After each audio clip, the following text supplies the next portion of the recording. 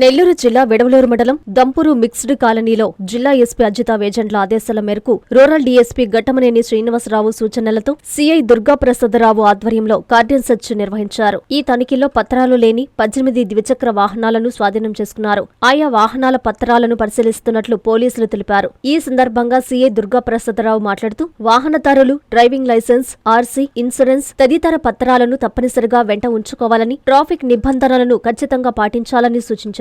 అత్యవసర పరిస్థితుల్లో 112, 100 నంబర్లకు ఫోన్ చేసి పోలీసుల సహాయం పొందవచ్చని తెలిపారు. మహిళల భద్రత కోసం శక్తి యాప్ను ప్రతి ఒక్కరూ తమ మొబైల్ ఫోన్లో డౌన్లోడ్ చేసుకోవాలని సూచించారు. అనుమానాస్పద వ్యక్తులు, వస్తువులు లేదా వాహనాలు కనిపించినా వెంటనే పోలీసులకు సమాచారం అందించాలని ప్రజలకు అవగాహన కల్పించారు. అలాగే రోడ్డు ప్రమాదాలు జరిగిన సందర్భాల్లో అటుగా వెళ్లేవారు బాధితులను గుర్తించినట్లయితే స్వచ్ఛందంగా సమీప వైద్యశాలకు తరలించి ప్రాణాలు కాపాడేందుకు ముందుకు రావాలని కోరారు. ఈ కార్యక్రమంలో ఎస్ఐలు సాయి కళ్యాణ్, కోటిరెడ్డితో పాటు పోలీసు సిబ్బంది పాల్గొన్నారు.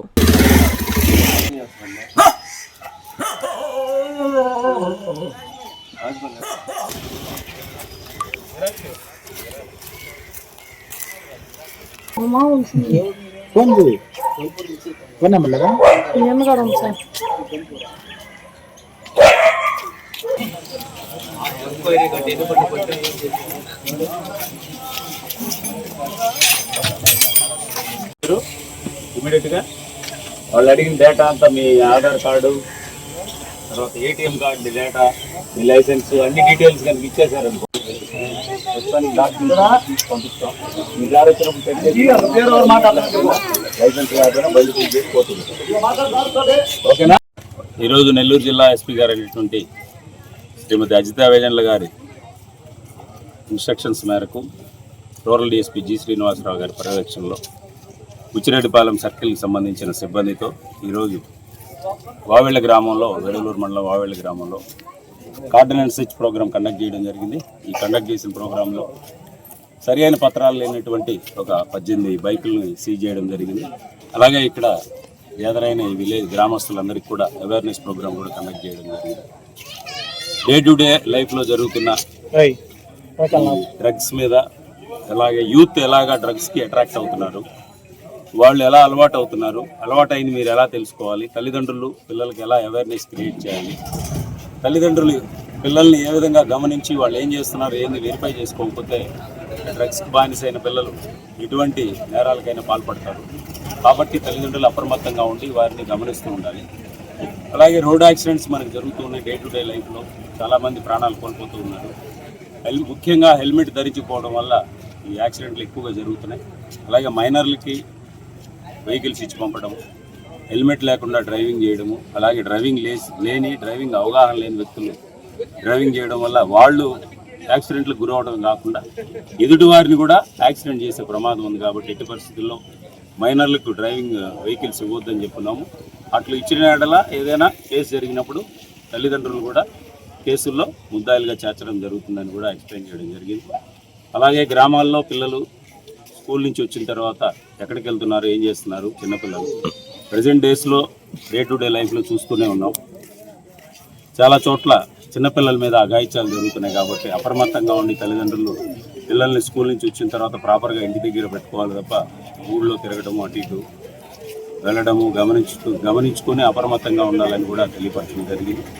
అలాగే ప్రతి ఒక్కరు కూడా ఆండ్రాయిడ్ అన్నోన్ కాల్ చేసి సైబర్ ఫ్రాడ్కి సంబంధించిన కాల్ చేసి మీకు ఆన్లైన్లో ప్రైజ్ మనీ వచ్చింది, లేకపోతే మీరు స్టార్ రేటింగ్ ఇవ్వండి, ఈ విధమైన ప్రలోభాలకు గురి చేసి ఫస్ట్లో కొంత అమౌంట్ వీళ్ళ అకౌంట్కి వేయడము, వేసిన తర్వాత అలా 2-3 సార్లు వేసిన తర్వాత అక్కడి నుంచి వీళ్ళ ఏటీఎం కార్డు, అకౌంట్ నెంబరు, అలాగే వీళ్ళ ఆధార్ కార్డు డీటెయిల్స్, వీళ్ళ పర్సనల్ డీటెయిల్స్ అన్నీ తీసుకోవడము, అలాగే లింక్స్ పంపించి అవి క్లిక్ చేయమని చెప్పడము, ఇలా ఫస్ట్లో నమ్మించి ఇవన్నీ చేసిన తర్వాత వీళ్ళ ఫోన్ హ్యాక్ చేసేసి వీళ్ళ ఫోన్లో ఉన్న డేటా అంతా తీసుకుని వీళ్ళ సంబంధించిన ఫొటోస్ కానీ అదర్ న్యూడ్ ఫొటోస్ ఇటువంటి వాటికి వీళ్ళ ఫేస్ యాడ్ చేసి మార్ఫింగ్ చేసేసి ఈ ఫోటోలన్నీ మీ ఫోన్ బుక్లో ఉన్న ఫ్రెండ్స్కి, బంధువులకి అందరికీ పంపిస్తాము, మీరు ఎట్టి పరిస్థితుల్లో మాకు డబ్బులు పంపించకపోతే మాత్రం పంపిస్తామని బ్లాక్మెయిల్ చేయడం, అలా డబ్బులు ఎక్స్ట్రాక్ట్ చేస్తాం జరుగుతూ ఉంది.